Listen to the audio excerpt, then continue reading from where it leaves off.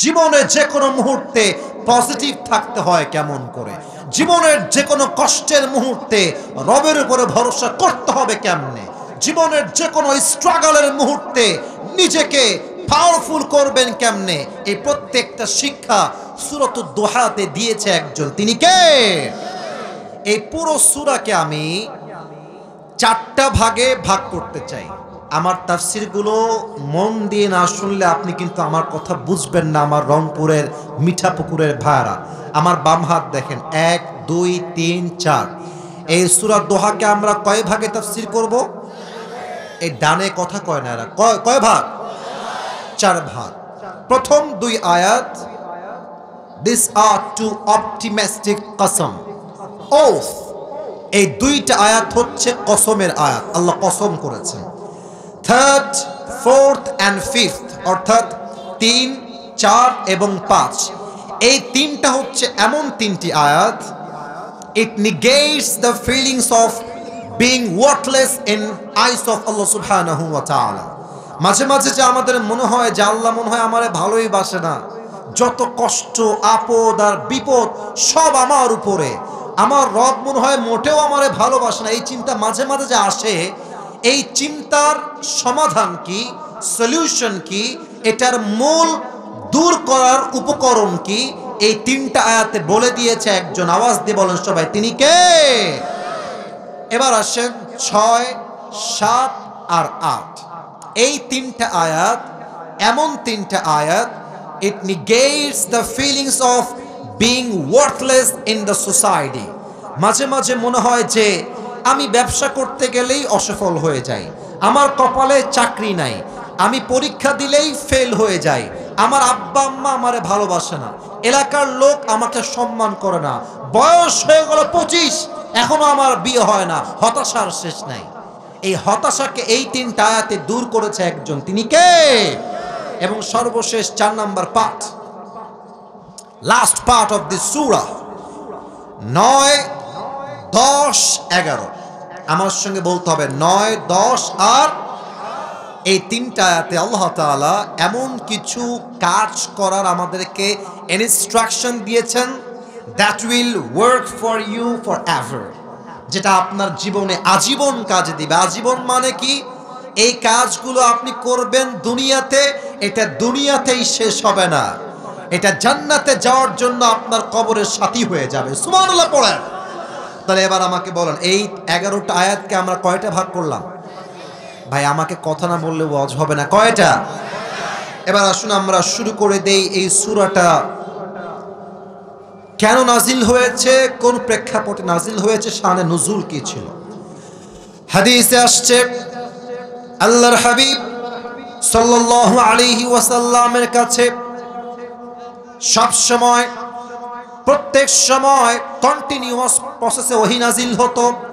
কয়েকদিন পর পর ওহী আসতো, হঠাৎ করে ওহী আসা বন্ধ হয়ে গেল।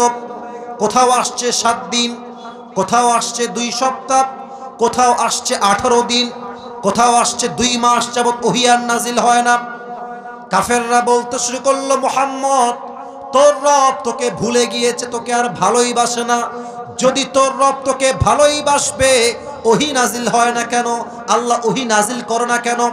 আবু লাহাবের স্ত্রী বলছে, ইয়া মুহাম্মদ তোর রব তোর আর ভালোই বাসে না, ভালোবাসলে ওহী নাজিল হয় না কেন?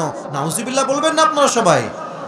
আল্লাহ বললেন, নবী আপনি টেনশন করবেন না। নবী চিন্তায় পড়ে গেছে, আমি কি কোনো ভুল করলাম নাকি, আমার দ্বারা কোনো মিস্টেক হয়ে গেল নাকি, ওহী নাজিল হয় না কেন, আল্লাহ কি আমার উপর নারাজ হয়ে গেল নাকি? এই দুশ্চিন্তা দূর করতে আল্লাহ তাআলা সূরাতুদ দুহাকে নাজিল করেছে। সুবহানাল্লাহ পড়বেন না আপনারা? এটা হচ্ছে শানে নুজুল বা প্রেক্ষাপট বা ব্যাকগ্রাউন্ড অফ দিস সূরা। আসুন আমরা আয়াত ভিত্তিক তাফসীরে ঢুকে যাই।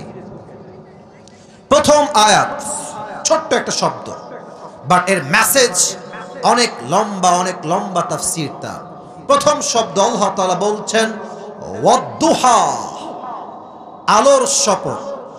আমার রংপুরে ভাইরা আমার দিকে তাকায় বলেন তো, এখন যে আমরা বসে আছি চতুর্পাশে কি অন্ধকার না আলো? এই তো আওয়াজ পাচ্ছি, মাশাআল্লাহ। অন্ধকার না আলো? আল্লাহ বলছেন আলোর শপথ। অথবা ওয়াদ্দুহা মানে হচ্ছে সকালের শপথ, সূর্যের আলোর শপথ। এই শপথ দ্বারা আল্লাহ কি বুঝাচ্ছেন? মুরব্বী আব্বাজান, আপনার পায়ে আমার হাত, যুবক ভাইরা আপনাদের পায়ে আমার হাত, এই কথাটা বোঝা ট্রাই করেন। আল্লাহ বলছেন নতুন সকালের শপথ, আলোর শপথ। এর দ্বারা আল্লাহ বোঝাচ্ছেন নতুন দিন শুরু হয়ে গেছে, আগে যা হয়ে গেছে অতীতকে ভুলে যাও, নতুন দিন এসে গেছে মানে নতুন chance, new chance, new opportunity, নতুন সুযোগ। আগে যা হয়ে গেছে হয়ে গেছে, আজকের দিনটা আমার সবচেয়ে বেস্ট দিন হবে, ঠিক কিনা বলেন? আমি গতবার যখন মিঠাপুকুরে এসেছিলাম, দিনের বেলায় মাহফিল ছিল, আমি একটা কথা সেখানে বলেছিলাম, अगर जिंदगी में आगे बढ़ना चाहते हो तो पीछे देखो कि पीछे क्या गलती हो गया, और अगर जिंदगी को जीना चाहते हो तो आगे देखो। জীবনটা যদি এনজয় করতে চান সামনে তাকান, আর যদি জীবনটা বুঝতে চান পেছনের দিকে তাকান, কি ভুল করেছেন শিক্ষা নেন, উপদেশ গ্রহণ করে সামনে এগিয়ে যান, ঠিক কিনা বলেন? পিছনে যা হয়ে গেছে হয়ে গেছে, এটা নিয়ে ভাবার সময় আমাদের কাছে নাই। অনেক যুবক দেখবেন যে প্রেম করে ছ্যাঁকা খেয়ে বেকা হয়ে গেছে, এখন গার্লফ্রেন্ডকে আর ভুলতে পারে না। হুজুর আমি তো ভুলতে পারি না হুজুর, আমার তো পড়ায় মনোযোগ নাই, খাওয়াই মনোযোগ নাই। আরে বেটা, যেই বেড়ি তোরে ছাড়ছে তুই জীবনে ভালো কিছু কর, এর চাইতে হাজার গুণ বেটার অপশন আল্লাহ তোমাকে দান করবে যুবক ভাই, ঠিক কিনা বলো? जो हो गया उसके बारे में सोचना नहीं है मेरे दोस्त, मदा मा मदा लैसा लहुल कदा, गुज़श्ता ज़माना कभी वापस नहीं आता। So don't think about your past, think about your present. যে অতীত নিয়ে ভাবে সে অতীতেই থেকে যায়, আর যে বর্তমান নিয়ে ভাবে সে ভবিষ্যতের সামনে এগিয়ে যায়। ওয়াদ্দুহা নতুন দিনের শপথ, আলোর শপথ। যা হয়ে গেছে হয়ে গেছে, নতুন করে আবার শুরু করো। আচ্ছা বলেন তো সবর কাকে বলে? অনেকে বলবেন সবর মানে শুধু ধৈর্য। না না, আজকে আমি শুনলাম সবর কাকে বলে। এ কই যায়? এই সোনামণি বস বস বস, না না বসো বসো, ধরো ধরো ধরো, না না না খবরদার এই ধান্দা করো না। কেউ যদি উঠে যাও লুঙ্গি টাইনা ধরে বসা দিবেন আজকের মাহফিলে, তবে খুলে যেন না যায়। খবরদার কেউ যাবেন না। কাশি দেন সবাই, নারায়ে তাকবীর। সবর কাকে বলে এটা আপনি জীবনেও শোনেন না, আমি আজকে আপনাকে প্রথম বলছি হয়তো। সবর কাকে বলে? সবর হচ্ছে পরিস্থিতি আপনার আওতার বাহিরে, পরিস্থিতি আপনার ক্যাপাসিটির বাহিরে, আপনার বাপ আপনার বিপক্ষে, আপনার মা আপনার বিপক্ষে, আপনার বউ আপনার এগেনস্টে, সমাজের লোক আপনার বিপক্ষে, আপনার বন্ধু আপনার বিপক্ষে, এত কষ্ট আপনার জীবনে চলছে, সেই মুহূর্তে দুইটা কাজ আপনি মাস্ট করছেন। এক, আপনার স্বপ্নের জন্য যেই কাজ আপনি রেগুলার করেন, সমস্ত কষ্টের মাঝে সেই কাজটা আপনি করেই যাচ্ছেন, এবং হাজারো হতাশা হাজারো কষ্ট আমার মনে আছে, আমি আল্লাহর আইনের বাহিরে যাচ্ছি না, স্বপ্নের কাজও করে যাচ্ছি কষ্টের মাঝে, আল্লাহর আইনকেও মানছি। এটার নাম হচ্ছে আসল ধৈর্য। কথা বোঝেন না আপনারা সবাই?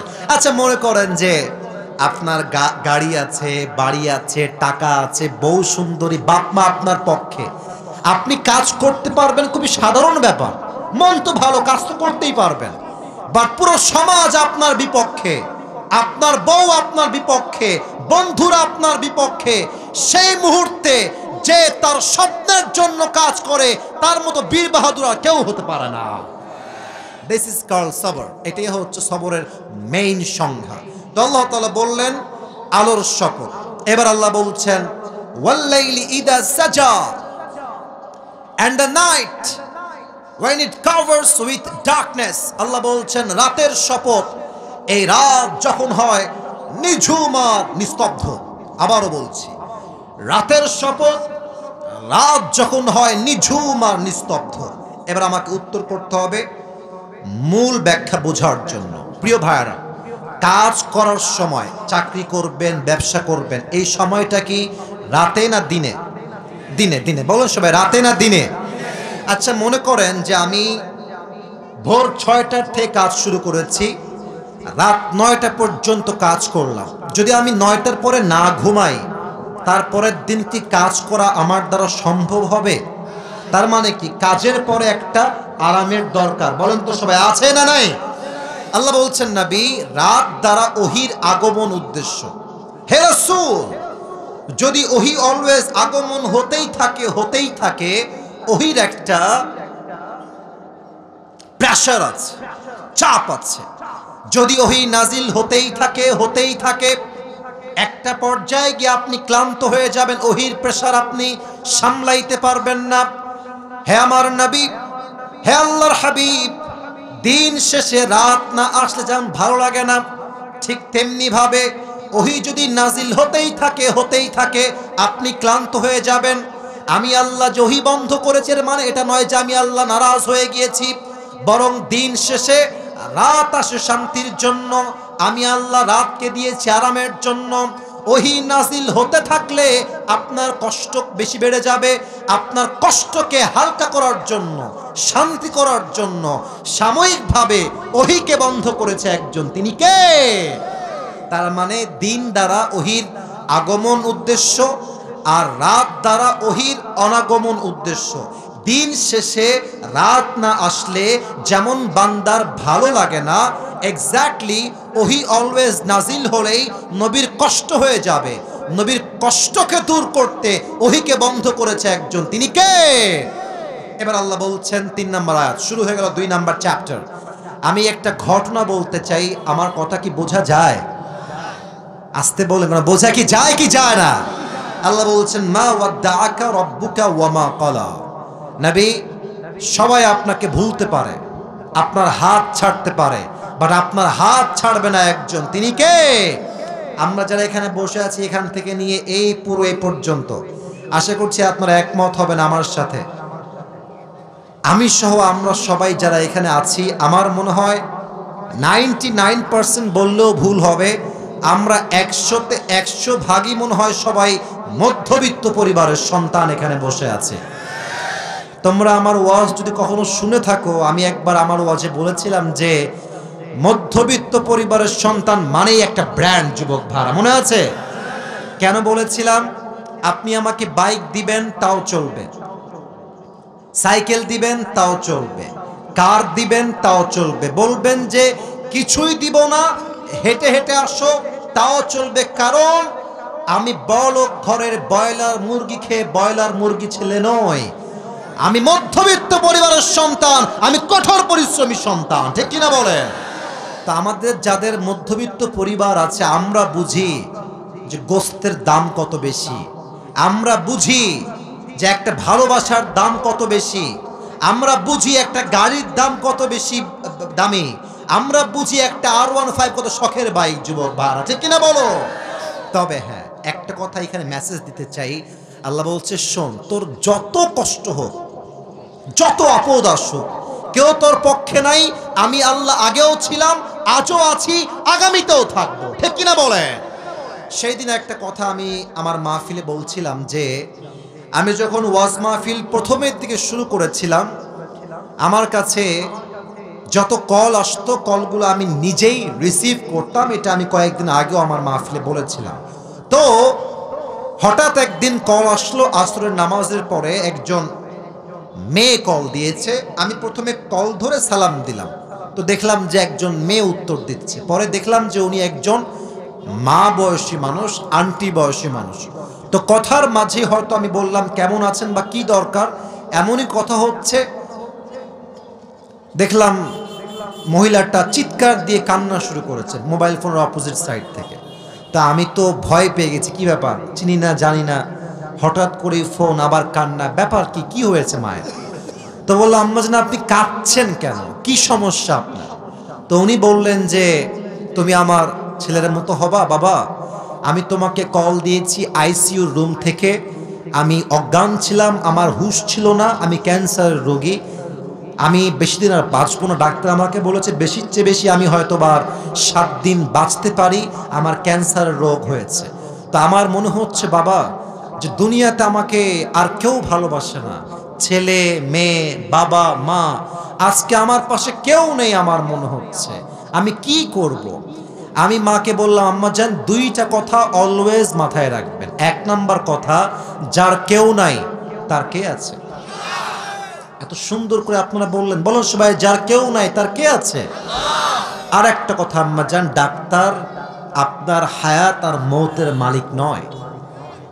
মৌত এবং হায়াতের মালিক কে? ডাক্তার যা বলেছে ইটস মেবি, ইটস পারহ্যাপস, এটা হতেও পারে নাও হতে পারে, বাট রবের উপরে যে ভরসা রাখে সে কোন ঠকতে পারে না। আম্মা জান সবরের পরিচয় দেন আর আল্লাহ আপনার সঙ্গে আছে বিশ্বাস রাখেন। তো যাই হোক, কথাবার্তা বলে ফোন কেটে দিয়েছি। লম্বা সময় আর কথাই হয় না। দীর্ঘ 3-4 মাস পরে আমার ফোনে কল আসলো, আমি কল রিসিভ করলাম। ওই সেই মায়ের কল। বললাম, কে বলছেন? বলছে, বাবা আমাকে চিনতে পেরেছো? বললাম, না, কে বলছেন বললে খুব ভালো হয়। তো বলল যে, আমি তোমার সেই মা, ওই যে বলেছিলাম আইসিইউতে ভর্তি আছে, তোমার মনে আছে? হ্যাঁ হ্যাঁ আম্মা জান বলেন, কি অবস্থা? বলছে, বাবা আমার ক্যান্সারই আর নাই, আমি তো বেঁচে আছি, আমার ক্যান্সারই নাই।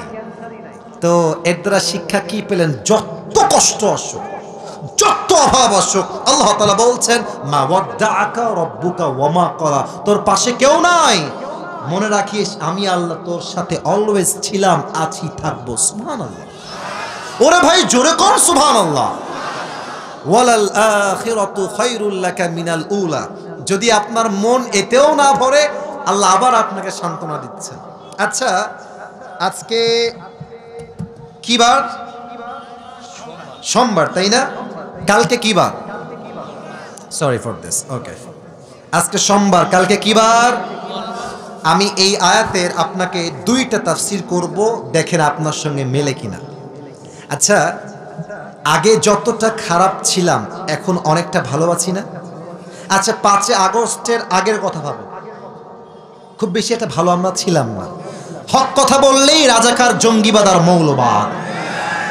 এখন ভালো আছে। আল্লাহ বলছে আগামীর দিনটা আজকের দিনের চাইতে ভালো হবে। এখন অনেকের প্রশ্ন, হুজুর আমি আগে যা ভালো ছিলাম এখন আমি আরো কষ্টে আছি হুজুর, আমার জীবনে এখন আর কিছুই নাই। আল্লাহ বলছে, শোনো বান্দা, এর দ্বারা উদ্দেশ্য দুনিয়ায় তোমার কষ্ট হতে পারে, বাট আখিরাতে তোমার সমস্ত কষ্ট দূর করবে একজন। তিনি কে? প্রথম ব্যাখ্যাটা মিলাই দেই। আমি আজহারীর নাম আগেও বলেছি, আবারও বলছি, আপনারা সবাই আল্লামা দেলোয়ার হোসেন সাঈদী হুজুরকে দিল থেকে ভালোবাসেন তো নাকি? আচ্ছা, আপনাদের মনে আছে কিনা আওয়ামী স্বৈরাচাররা সাঈদী সাহেবকে বলেছেন তিনি হচ্ছেন রাজাকার, আর সাঈদী সাহেব ওপেনলি মাইক নিয়ে বলেছিলেন 1971 সালের কোন প্রকার দেশ বিরোধী শক্তির কোন কাদা মাটি সাঈদীর গায়ে লাগে নাই, রংপুরের ভার আছে কিনা বলে। তবে উনি যখন সংসদ দাঁড়িয়ে বক্তব্য দিচ্ছিলেন, ওনার পাশের সেক্রেটারি বেঞ্চ থেকে বলা হয়েছিল সাঈদী সাহেব হচ্ছেন রাজাকার, আর সাঈদী সাহেব তার বুকের সমস্ত শক্তিকে এক করে বলেছিলেন, হিন্দুস্তানের রাজাকাররা আমি সাঈদীকে রাজাকার বলতে পারে। আচ্ছা দেখেন তো, সাঈদী সাহেবকে এত মিথ্যা ট্যাগ দেওয়া হলো যে উনি রাজাকার, উনি এই উনি সেই, ওনার সম্মান কি কমলো না বাড়লো? কমলো না বাড়লো? 15 বছর জেল খেটেছে, শহীদ হয়েছে, প্রমাণ করেছে মুসলমান শহীদ হতে প্রস্তুত আছে, বাতিলের সামনে মাথা নত করতে প্রস্তুত নয়। যুবক ভাইরা ঠিক কিনা বলো?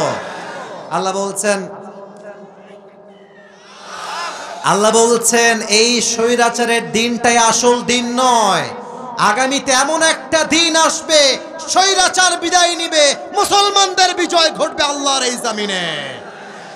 এক নাম্বার এক্সাম্পল। দ্বিতীয় এক্সাম্পল খুব খেয়াল করবেন, যখন আজহারী সাহেব এই দেশের একজন টপ ফেমাস স্কলার হলেন, এটা 2019 সালের কথা। পুরো দেশের যেখানেই তিনি যান সেখানেই 5 লাখ 10 লাখ মানুষের সমাগম হয়ে যায়। আপনাদের অনেকের মনে নাই, কিন্তু প্রত্যেকটা ইতিহাস আমার কলিজায় লেখা আছে, আমার সব মনে আছে। আমাদের তৎকালীন সময়ে আওয়ামী শাসনের ধর্মমন্ত্রী, তার নাম হচ্ছে, বলতে চাই না, তিনি ধর্মমন্ত্রী, তিনি বললেন যে আজহারি মাঝহারি হচ্ছে এগুলো সব জামাতের প্রোডাক্ট। এটা বলে মিথ্যাচার ত্যাগ করে দেশ থেকে বিদেশের মাটিতে তাকে পাঠাতে বাধ্য করা হলো। আল্লাহ বলছে আজহারি ওয়ালাল आखिरतु खैरुल लका मिनल उला, ये दिन ही आखिरी दिन नहीं है, सामने और भी दिन बाकी है। যুবক ভাইরা, তারা তাড়াই দিল আজহারি সাহেবকে। সময়ের পরিবর্তন দেখেন, আজ এমন একটা সময় এসেছে যারা আজহারিকে জামাতের ট্যাগ দিয়ে দেশ ছাড়তে বাধ্য করেছে, আজ তারা দিল্লি পালিয়েছে, আর আজহারি বিজয়ের বেশে মাতৃভূমিতে আবার ফিরে এসেছে। আল্লাহ বলছেন আজকের দিনই শেষ দিন নয়, আগামীতে ভালো দিন আছে না নাই? অতএব প্রিয় ভাইরা, ইসলাম পন্থীদের উপরে বাধা ছিল, আছে, থাকবে।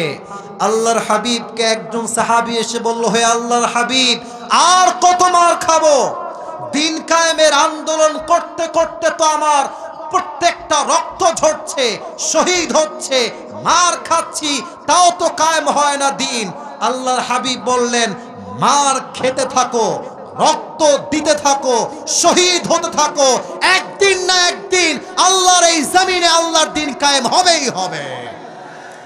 আজকের দিনটাই আসল দিন নয়, আগামীতে ভালো দিন দিবেন একজন, তিনি কে? আর আখিরাতের জীবনটা দুনিয়ার চাইতে উত্তম কেন? আচ্ছা বলেন তো, জান্নাতে যাওয়ার জন্য এদিকে তাকান, 100 আমলে কত আমল পেলে জান্নাত? কে বলেছে 51 আগে? ঠিক বলেছো তুমি, একদম ঠিক বলেছো। আমি আবার সবার থেকে জানতে চাই, 100তে কত? কথা কয় না, কই আসলাম? 100তে কত? আমার হাত দেখেন। আখিরাতের জীবন কেন বেশি উত্তম? এখানে 1 নাম্বার, ইনসাফ ভিত্তিক বিচার হবে, কোনো বেইনসাফি নাই। আল্লাহ বলবে, আচ্ছা আমার নাম দিয়ে এক্সাম্পল দিচ্ছে, আল্লাহ বলবে, ফেরেশতা আসিফ হুজুরের আমল নামা ওজন দাও, ওজন দেওয়া হবে। তো এটা হচ্ছে আমার ডান আমল, এটা হচ্ছে আমার বাম আমল, দুইটা ওজন দেওয়া হয়েছে।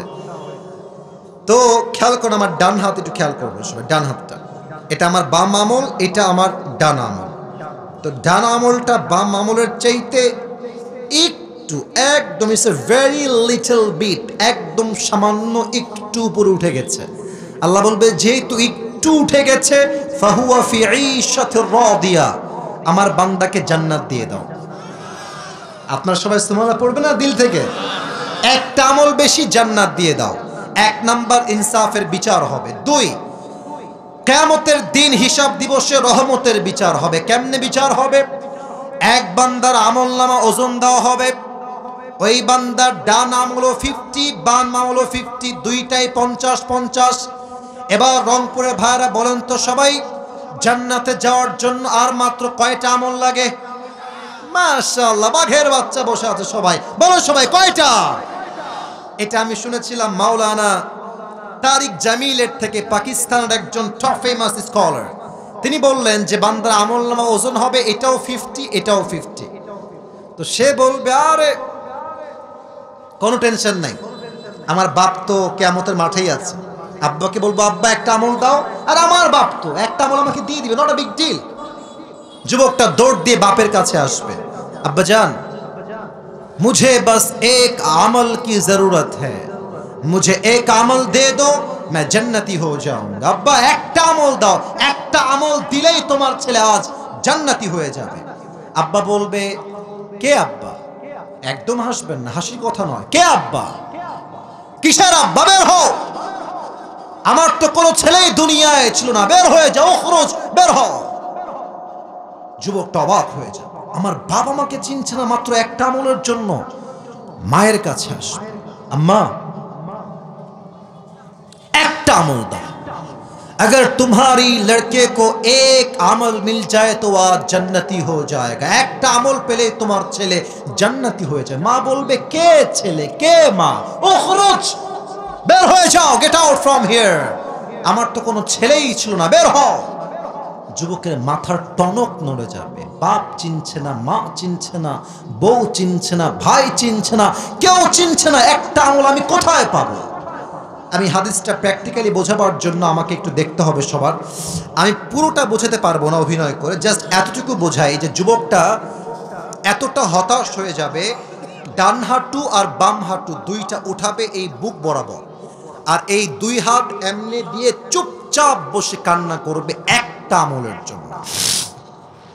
কিয়ামতের ময়দানে একজন যুবক তার কাছে দৌড় দিয়ে আসবে, এবার ডাক দিয়ে বলবে, ভাই তুমি ইতনি পরেশান কিউ হো, तुम्हें क्या चाहिए मुझे बताओ।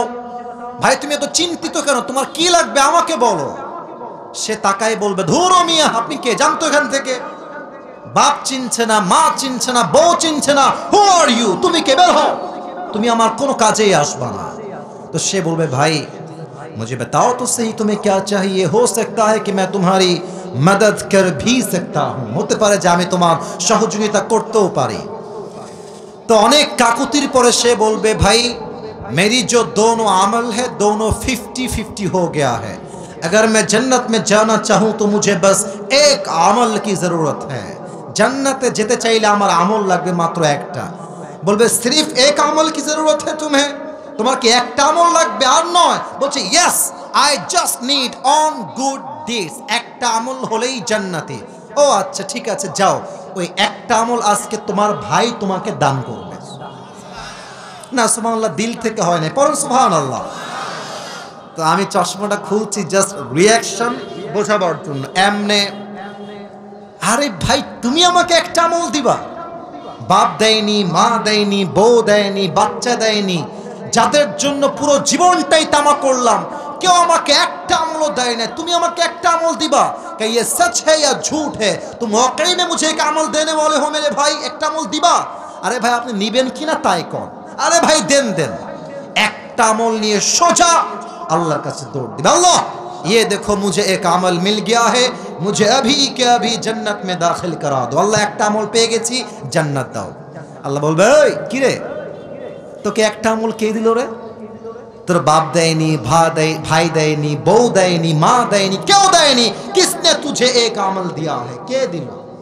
ও বলবে, হাদা আখি, this is my brother who has given me this on this, इसने मुझे एक আমল दिया है, এই আমার ভাই একটা আমল দিয়েছে। আল্লাহ বলবে, डजंट मेक एनी सेंस, तेरा दिमाग तो ठीक है, बाप ने नहीं दिया, माँ ने नहीं दिया, भाई ने नहीं दिया, बीवी ने भी नहीं दिया, तू कौन होता है एक अमल देने वाला, तू केन एक अमल दिली? ओए जुबक डाक दिए बोलबे, अल्लाह मैं क्या बताऊं, मेरे पास अमल है तो बस एक ही अमल है, अगर वो एक अमल है तो भी मैं जहन्नम में जाऊंगा, नहीं है तो भी मैं जहन्नम में जाऊंगा। আমার কাছে আমল আছেই মাত্র একটা, ও থাকলেও আমি জাহান্নামী, না থাকলেও আমি জাহান্নামী। তা আমি ভাবলাম আমার একটা আমল দিয়ে আমার কোনো ভাই যদি জান্নাতি হয়ে যায় তো দয়া করে মায়া করে দান করতে সমস্যা কোথায়? तो मैंने मेहरबानी करके एक अमल जो है वो मैंने अपनी भाई को सदका कर दिया। अल्लाह बोलबे, ओ अच्छा अच्छा, तार माने তুমি রবের চাইতে বেশি দয়াময় হতে চাও না? আনার রহমান, আনার রহিম, I am the most merciful, I am the most gracious, I am the most kindful Lord, मुझसे बड़ा मेहरबान और कोई नहीं हो सकता। आज तुझे एक अमल मिल गया है, 51 हो गया है, तू जन्नत में जा, मगर तू अकेले जन्नत में मत जाना, जिसने तुझे एक अमल दिया है तू भी जन्नत में जा, उसे भी साथ लेकर दोनों जन्नत में चले जा। যাও, দুইজন মিলে জান্নাতে যাও। একজন যাবা কেন? কারণ ইনসাফ হবে, দুই রহমত হবে, এক ইনসাফের বিচার হবে, দুই মায়ার বিচার হবে, দয়ার বিচার হবে। এই জন্য দুনিয়ার জীবনের চাইতে আখিরাতের জীবনকে উত্তম ঘোষণা করেছে একজন, তিনি কে? ওয়ালাল আখিরাতু খায়রুল লাকা মিনাল উলা। চারটা তো বেজেই গেল, আপনারা তো বিরক্ত হয়ে গেছেন নাকি? বিরক্ত হন নাই তো আপনারা? আমি একজন যুবক চাই যার বউ নাই, দাঁড়িয়ে একবার তাকবীর দিবে, লিল্লাহি তাকবীর। বাঘের বাচ্চা কে আছে এখানে? দাঁড়িয়ে যান দেখি।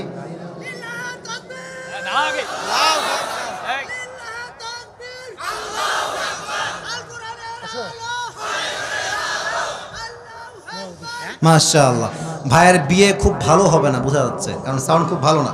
আচ্ছা, আরেকজন লাগবে না, আমিই দিচ্ছি, আমিই পারবো ইনশাআল্লাহ। সবাই মিলে কাশি দিন দেখি, আর সবাই দেন কাশি মিয়া। নারায়ে তাকবীর। এবার আয়াতগুলোকে আর আহামরি ব্যাখ্যায় যাব না, আমরা সবাই জানি একটা প্রবাদ বাক্য, শেষ ভালো যার সব ভালো তার। দেখা যাক আপনারা কতটুকু আমাকে শেষটা ভালো দেন। ওয়ালা সাউফা ইউতিকা রাব্বুকা ফাতারদা। আল্লাহ বলছেন, বান্দা যা যা তোর জীবনে হারিয়েছে, হারিয়ে যাওয়া জিনিস নিয়ে আফসোস করিস না, আমার উপরে ভরসা রাখ, যা হারিয়ে গেছে তার চাইতে উত্তম জিনিস দিবে একজন, তিনি কে? এবার বলেন তো একটা উত্তর আমাকে সবাই দিল থেকে। নামাজের পরে আমরা হাত তুলে এইটা কি করি? মোনাজাত বা দোয়া। বলেন সব, মোনাজাত বা দোয়া। আচ্ছা, অনেকে আমাকে প্রশ্ন করে যে হুজুর দেন দেন আমাকে চা দেন, এখানে দেন, দোয়া করি হুজুর, আমার দোয়া কবুল হয় না কেন? এই প্রশ্ন আমাদের আছে না ভাই? হুজুর কথা কয়, আপনারা কন না, আমাদের দোয়া কবুল হয় না মাঝে মাঝে, এই প্রশ্ন আমাদের সবার আছে না নাই? আমি একটা কথা আপনাকে ইনশিওর করে বলছি, মুরব্বী আব্বাজান, যুবক ভাইরা শুনবেন, আবারও বলছি শোনেন, আবারও বলছি শোনেন, আপনার প্রত্যেকটা দোয়া আল্লাহ কবুল করে নিয়েছে। সুবহানাল্লাহ পড়বেন না আপনারা সবাই? তবে দোয়া কবুলের 3টা সিস্টেম আছে। বলেন সবাই, কয়টা? এক, বান্দা বলবে আল্লাহ গাড়ি চাই, আল্লাহ বলবে যা তোকে এখনই গাড়ি দিয়ে দিলাম, একটা চাওয়ার সঙ্গে সঙ্গেই পেয়ে যাবেন। 2, আল্লাহ বলে বান্দা এখন চেয়েছিস, তবে ওইটা তোর জন্য এখন পারফেক্ট না, আগামীতে পারফেক্ট হবে, একটু অপেক্ষা কর, তোর দোয়া আগামীতে কবুল করবে একজন, তিনি কে? আর একটা দোয়ার সিস্টেম হচ্ছে, বান্দা এখনো দিব না, পরেও দিব না, দুনিয়াতেই দিব না, যেই দিন পরকালে তোর হিসাবে আমল নামা কম হয়ে যাবে, তুই বিপদগ্রস্ত হয়ে যাবি, ওই যে তোর দোয়া কবুল বাকি রেখেছিলাম, ওই দোয়াকে ওয়াসিলা করে তোকে আমি আল্লাহ জাহান্নামী থেকে জান্নাতি মানুষ বানায় দেব। ওয়ালা সাউফা ইউতিকা রাব্বুকা ফাতারদা, indeed your Lord will give you something that will definitely make yourself happy. Whatever you have lost doesn't matter, Allah will give you something that will definitely make you happy. যা হারিয়ে গেছে যাক, আমার বিশ্বাস যা নিয়ে গেছে তা আমার রবের ছিল, যা আমাকে আল্লাহ দিবেন তিনিই দিবেন, যা হারিয়ে গিয়েছে তার চাইতে উত্তম কিছু আল্লাহ আমাকে দিবেন, এটাই আমার বিশ্বাস, ঠিক কিনা বলেন? ওয়ালা সাউফা ইউতিকা রাব্বুকা ফাতারদা। আচ্ছা, আরো 2টা ভাগ তো তরজমা বাকি আছে, বলা যাবে কি যাবে না? 4টা বেজে গেছে যে, আচ্ছা আর কয়টা বাজে? 3টা 51। আচ্ছা, আর 9 মিনিট সময় আছে, আমি 9 মিনিটের বেশি কথা বলবো না, জাস্ট ট্রান্সলেশন করছি। আচ্ছা, উঠে গেছে না? বসতেছে কোনটা? যা, এই যা, বসো বসো, খবরদার না, 4টার বেশি ওয়াজ হবে না ভাই, আমাকে সিরাজগঞ্জ যেতে হবে, আমি 2:30টায় আসছি, 2:35-এ অলরেডি আমি এখানে বসে আছি 1.5 ঘন্টা। এটা আমি কোনো দাবি নিয়ে বলছি না, ভালোবাসার জন্য বলছি, আবেগ দিয়ে নয়, বিবেক দিয়ে কাজ করতে হবে, ঠিক কিনা বলে? আসুন আমরা 2টা চ্যাপ্টার শেষ করে দেই। আল্লাহ তাআলা বলছেন, আলাম ইয়াজিদকা ইয়াতীমান ফাআওয়া। বলেন তো আমার নবীর বাবার নাম কি ছিল? আব্দুল্লাহ। বলেন সবাই, নাম কি ছিল? এবার বলেন নবীজির মায়ের নাম কি ছিল? বলেন তো নবীজির দাদার নাম কি ছিল? চাচার নাম কি ছিল? আবু তালেব। বলেন সবাই আবু। একের পর এক সবাই বিদায় নিয়েছে। আল্লাহ বলছেন, নবী আপনি তো ইয়াতীম ছিলেন, আপনাকে ইয়াতীম থাকা অবস্থায় আপনার লালন পালন করেছে একজন, আওয়াজ দিয়ে বলেন সবাই, তিনি কে? 1 নাম্বার। 2 নাম্বার, ওয়াওয়াজাদাকা দাল্লান ফাহাদা। হে নবী, আপনি পথ ভুলে গিয়েছিলেন, আপনাকে পথ দেখিয়েছে একজন, আওয়াজ দিয়ে বলেন সবাই, তিনি কে? আমি ছোট্ট একটা তাফসীর পেশ করছি, জাস্ট 1 মিনিট সময়, আমি উত্তর চাই সবার থেকে। কেউ উঠে গেলে খবর আছে কিন্তু, বলে দিচ্ছি, একজনও উঠবেন না। বলেন তো দুনিয়ায় আসার আগে আমাদের সকলের বাসা কি জান্নাতে ছিল না জাহান্নামে ছিল? জান্নাতে। বলেন তো আমাদের সকলের আদি পিতা প্রথম পুরুষ প্রথম নবী নাম কি? আদম আলাইহিস সালাতু ওয়াস সালাম, তার বাসা জাহান্নামে ছিল না জান্নাতে ছিল? জান্নাত থেকে আমরা দুনিয়াতে এসেছি। মনে করেন যে এই দুনিয়াটা হচ্ছে একটা কুয়ার মতো। আচ্ছা, রংপুরে কোথাও কোথাও কুয়া আছে না? কুয়া। আচ্ছা, কুয়াতে আমরা পানি তুলি কি দিয়ে? রশি দিয়ে। আচ্ছা বলেন তো, আমি আসিফ হুজুর রশি বাদ দিয়ে এমনি নিজেই পড়ে গেলাম, কুয়াতে পড়ে গেছি, আপনারা আমাকে তোলার জন্য বাঁশ নিবেন না রশি নিবেন? আর কথা কয় না, বাঁশ না রশি? তো দেখেন, রশিটা যে দিবেন, রশি হলেই হবে না, এটা হওয়া লাগবে দুইটা শর্ত। এক, রশি হওয়া লাগবে মজবুত শক্তিশালী। যদি রশি হয় দুর্বল, কি হবে?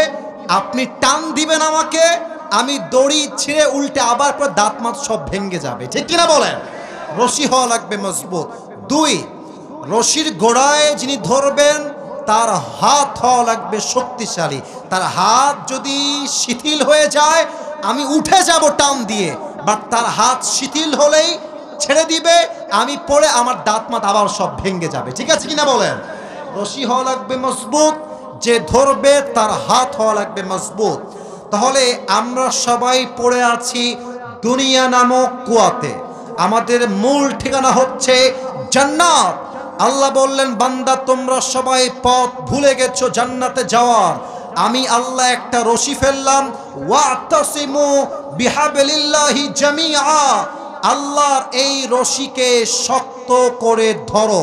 এবার বলেন তো, এইটা হচ্ছে আল্লাহর রশি, এর চাইতে শক্তিশালী আর কোনো রশি কি হতে পারে?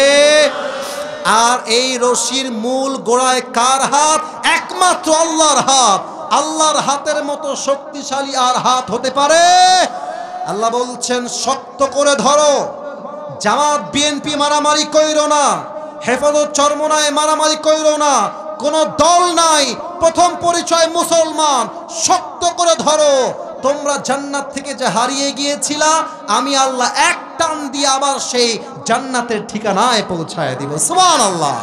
ওয়াওয়াজাদাকা যাল্লান ফাহাদা, নবী আপনি পথ ভুলে গিয়েছিলেন, আপনাকে কোরআন দিয়ে পথ দেখিয়েছে একজন, তিনি কে? ওয়াওয়াজাদাকা আইলান ফাগনা, নবী হে আপনি গরিব ছিলেন, খাদিজার মাধ্যমে আপনাকে বিয়ে দিয়ে আপনাকে ধনী বানিয়েছে একজন, তিনি কে? এবার তিনটা আমাদের জন্য ইনস্ট্রাকশন। এক, ফাআম্মাল ইয়াতীমা ফালা তাকহার, ইয়াতীমের সঙ্গে খারাপ ব্যবহার করো না।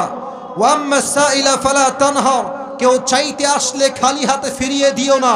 ওয়াম্মা বিনিআমাতি রাব্বিকা ফাহাদ্দিস, আল্লাহ তোমাকে যেই যে নিয়ামত দিয়েছে শুকরিয়াতান সবাইকে বলো, আর পড়ো সবাই মিলে আলহামদুলিল্লাহ। পড়েন সবাই আলহামদুলিল্লাহ। এবার সবাই দুই হাত তোলেন, সবাই দুই হাত তোলেন, আমার সঙ্গে ওয়াদা করতে হবে। বলেন সবাই হুজুর। একবার কাশি দেন, গলা ঠিক করেন। এবার বাঘের মতো রংপুরের সাউন্ডে বলেন সবাই হুজুর। আমাদের ওয়াদা, দোয়া, বলেন সবাই, দোয়া না করে আমরা কেউ উঠে যাব, এই যে হাত দেখতে চাই, যাব না। বলেন সবাই ইনশাআল্লাহ। এবার হাত নামান, যারা দাঁড়িয়ে আছেন দোয়ার জন্য বসে পড়েন। রংপুরের ভাইরা বসে যাবে, আমি জানি বসে যাবে, সবাই ভদ্র। রংপুর মানেই আমরা ভদ্র ঘরের সন্তান, ঠিক কিনা বলেন? এই যে বসে যাচ্ছে, এই যে বসে যাচ্ছে, মাশাআল্লাহ, বসে পড়ো, দোয়ার জন্য বসো। এখানে একটা স্লিপ আসছে, এই বসেন বসেন। আমার কাছে আসছে একটা স্লিপ, উত্তর আমি দিচ্ছি 1 মিনিট সময়ের মধ্যে। আমাকে প্রশ্ন করা হয়েছে, হুজুর এখানে অনেক যুবক আছে যারা পর্নোগ্রাফির নেশায় আসক্ত, এদের করণীয় কি? আমি ছোট্ট একটা কথা বলতে চাই। প্রথম উপায় হচ্ছে বিয়ে করে নেওয়া। যুবক ভাই, বিয়ে করে ফেললে নিজের যে সেক্সুয়াল ডিমান্ডস আছে এটা পরিপূর্ণ হয়ে যায়, এবং হাজার হাজার যুবক জেনার থেকে বেঁচে যায়, পর্নোগ্রাফির থেকে বেঁচে যায়, ঠিক কিনা বলেন? 2 নাম্বার, আপনার চোখটাকে নামিয়ে রাখবেন। সোশ্যাল মিডিয়ায় ইনস্টাগ্রাম হতে পারে, টিকটক হতে পারে, ফেসবুক হতে পারে, ইউটিউব হতে পারে, রিয়েল লাইফ হতে পারে। যখনই মেয়ে মানুষ দেখবেন চোখটা নামায় ফেলবেন আর পড়বেন আস্তাগফিরুল্লাহ। যেই বান্দা বেশি বেশি ইস্তেগফার পাঠ করে তাকে জিনার থেকে বাঁচায় দেয় একজন, তিনি কে? 3 নাম্বার, কখনো একা একা থাকবেন না। রুম একা, জানলা খুলে রাখেন, দরজা খুলে রাখেন, লাইট দিয়ে রাখেন, জানালাও বন্ধ, দরজাও বন্ধ, লাইট বন্ধ। শয়তান বলবে এবার অন কর, পর্নোগ্রাফি দেখ, ঠিক আছে কিনা বলেন?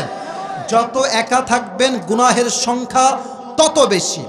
4 নাম্বার, অলওয়েজ অজু অবস্থায় থাকবেন। যত পবিত্র থাকবেন শয়তান আপনার ধারে কাছে ফেরার সাহস পাবে না।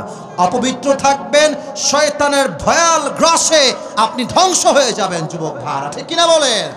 আল্লাহ সবাইকে সঠিক সময়ে প্রত্যেকটা আমল করার তৌফিক দান করুক। পড়েন সবাই দিল থেকে আমিন।